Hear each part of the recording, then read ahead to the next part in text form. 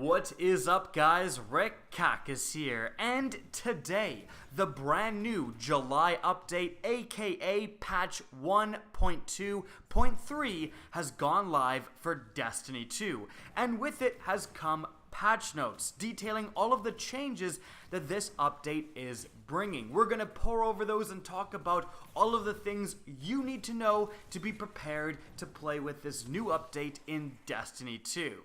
Now, of course, this update is coming after GuardianCon, and I just want to say thank you to everyone at GuardianCon who came up to me, said hello. It was so nice meeting you guys, and of course, turning up with you guys at the meetups. But that aside, let's get started with the update. First off, there is some information about Moments of Triumph and the upcoming Solstice of Heroes events. Although previously, Solstice of Heroes was supposed to launch today with this update, it's now launching as its own separate event on July 31st. And it is coming with Moments of Triumph. So, Moments of Triumph bounties will become available in-game for the Solstice of Heroes event that starts July 31st. And players may access a set number of triumphs on Bungie.net prior to the event beginning. So right now, if you go to Bungie.net, you can complete some of those triumphs and get kind of a head start when the Solstice event does launch. Also, players can complete triumphs in order to earn points that they can trade for rewards, such as emblems, ASTRO that you will have access to in-game once Solstice launches, and a code to a special t-shirt. Now, when Solstice actually launches, you will be able to receive these Triumph bounties from an actual vendor in-game and gain access to all of the bounty information, again, in-game, not on the Bungie.net website, although you can still do both. Also, in case anyone is wondering, these triumphs and the points earned for completing these triumphs are account-wide. You can't earn a triumph as your Titan, then switch to the Hunter and earn the same triumph. Now, moving on from there, we mentioned bounties. Let's talk about them because they were one of the main things added in today's July update. So, there's going to be 5 Crucible bounties per day that will be available from Shaxx. Also, there's 5 Vanguard bounties available per day from Zavala. So, these bounties will rotate every day, and bounties can expire after you obtain them. Expiration of individual bounties will be shown in the tooltip. So you can't just grab all of them and just hold on to them forever. If you grab bounties, you will actually have to go out and purposely do them before they expire. Alright, now let's talk about exotic masterworks, because a bunch more exotic catalysts were added into the game with today's update. So, the exotic catalysts for the Legend of Acreus exotic shotgun, the Telesto exotic fusion rifle, and the Sleeper Simulant exotic linear fusion rifle were all added. How do you get them? Well, Legend of Acreus has been added to the Prestige Leviathan raid, so doing that raid will get you that catalyst. The Telesto was added for the Prestige Eater of Worlds raid layer, that was again just added today. Doing that raid layer will get you the Telesto catalyst, and then lastly, the Sleeper Simulant catalyst was added for the Leviathan Spire of Stars Prestige raid layer. And that's actually pretty sweet, that there's exotic, desirable rewards. Like, these are all pretty decent weapons. The Telesto maybe not so much, but the Legend and the Sleeper Simulant are highly used as rewards for all 3 of the different raids and raid layers. Like, that's definitely gonna get the raid community hyped to complete those.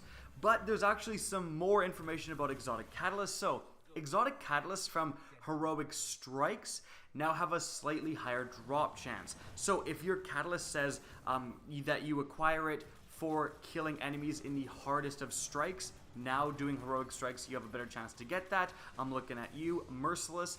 Then the Skyburner's Oath exotic catalyst has a much higher chance to drop from the Leviathan raid.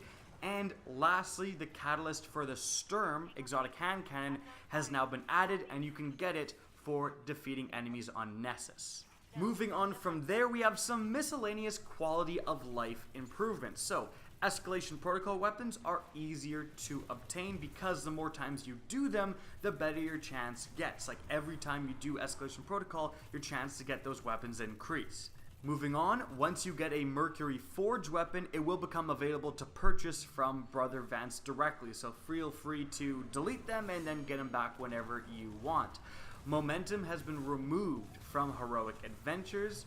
A few other things that aren't too important, so we won't go over all of them, but lastly, armor may now be purchased from Iron Banner and Faction Rallies vendors.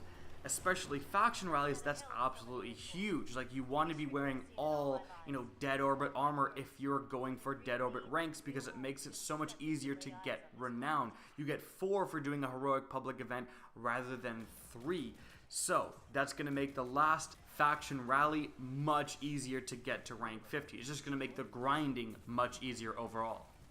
Now, we mentioned heroic strikes earlier because you're now going to have a better chance to get exotic catalysts from them, but they can be really annoying. Thankfully, they're less annoying starting today because Blackout, where you'd be insta-melee killed, now it increases enemy melee damage significantly, but it's no longer a guaranteed one-shot kill to all players. You have a chance to survive.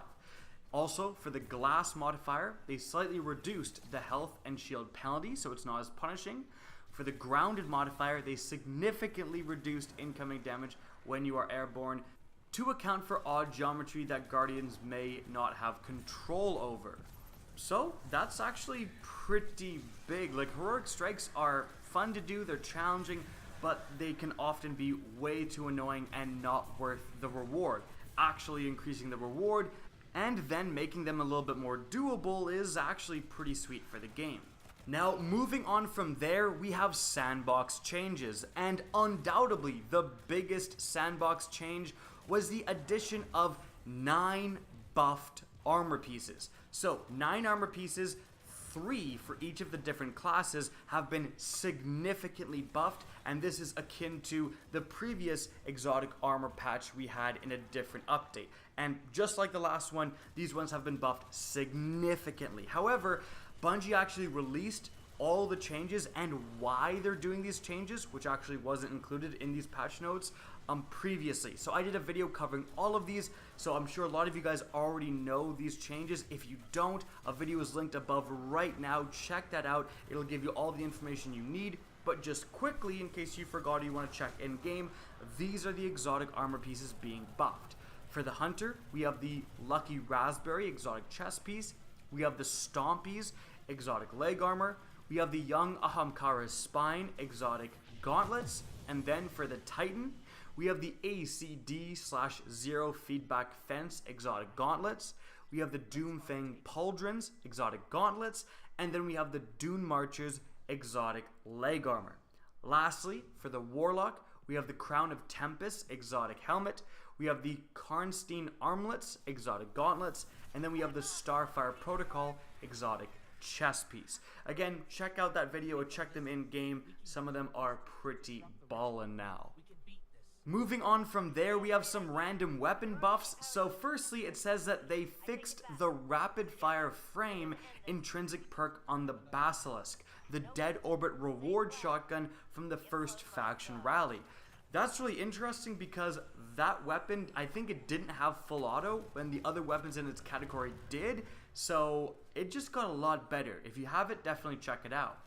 Also, they fixed an issue that impacted the recoil of the West of Sunfall 7, which is the Prophecy hand cannon, and the Trials of the 9 hand cannon, A Cold Sweat. So those weapons might be a lot better now, check them out.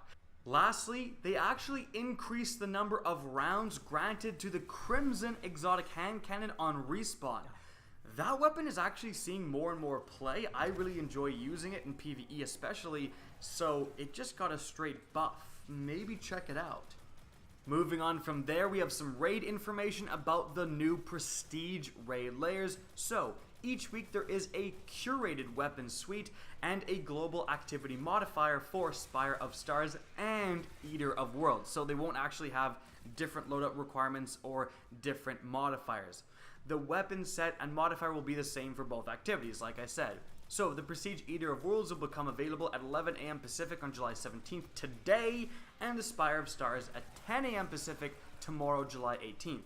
I would love to do them, but still in Florida after Guardian Con, decided to stay with my fiance and actually have a little bit of a vacation. So this was before I knew the update was coming out. Anyways, the Prestige Raid Layers will drop weapons at 400 power and exotic catalysts. Definitely getting to 400 is going to be sweet before the big jump to 600 power that comes with the Forsaken expansion. And lastly, raid armor ornaments for the Prestige Raid Layers will become available. And then moving on from there, we have some Crucible changes. Mainly we have an Iron Banner update, and I thought it was just cosmetic because one of the things they're doing is that the Iron Banner game mode now uses Iron Temple fire pits as capture zones instead of control flags. Cool and all, but not that big of a difference, except there actually is a big difference. So they added the new power play rules unique to Iron Banner. So upon capturing a third zone for your team, all 3 zones will lock for 20 seconds. So no longer will those blueberries running and capturing the last flag, which flips the spawn, annoy you. Now it's actually going to be good, because if you get all 3 flags, again, you're going to hold those flags for 20 seconds. But then, after those 20 seconds, all 3 zones reset to neutral and must be recaptured. That's kind of a pretty cool thing, so it's going to give those really aggressive teams a reason to push, but it's also going to give the teams that get pushed a chance to come back with recapturing them. Additionally, there's a bunch of quality of life improvements for the Crucible, but what you really need to know is that you can now earn Valor from Competitive, Crucible Labs, and Iron Banner. And the last thing we're going to talk about is some changes to everyone's favorite vendor, Eververse. But some of these are actually kind of cool. So, for the duration of Solstice of Heroes, when it hits, players will earn a bonus Solstice engram with each prototype engram earned through Prestige leveling up. So that's good that they're keeping this much better model, so you just play as normal and you'll earn an extra bonus Eververse engram. So when decrypting Solstice engrams, players will receive new items until they've unlocked all items in the box. Once all items have been acquired, additional Solstice engrams will award duplicate items. Players may track what items they've earned from the Solstice engram through the engrams preview. So again, great change. You won't just get duplicates after duplicates. You'll earn every single item first before you start getting duplicates. And there's a new item called Armor Glows. So players who earn the Solstice of Heroes armor sets may use Armor Glows obtained from Eververse or the Solstice engram. Armor Glows illuminate portions of the Solstice of Hero armor, so it's not for all armor, just for the new Solstice armor, and shine brightest when the element of the armor glow and the Guardian's subclass align. That's actually kind of cool. And once obtained, Armor Glows may be used and reused on any Solstice of Heroes armor piece regardless of class. And so guys, there you have it, a lot of changes coming with this update, and I am dying because I had to turn off the AC in my Florida Airbnb when I recorded this, so it is sweltering right now, but I hope you guys enjoyed the video, found it informative, and if you did, please remember to help me out by simply rating and especially sharing this video. If you guys want to see more Destiny 2 content similar to this, don't be afraid to slap that subscribe button. And if you guys want to get in touch with me and keep up to date with the latest channel activity, the best way is to follow me on Twitter at RickCacus. That's linked in the description down below, as is my Twitch channel, which you can also follow. Again, I hope you enjoyed the video, and as always, have a good day.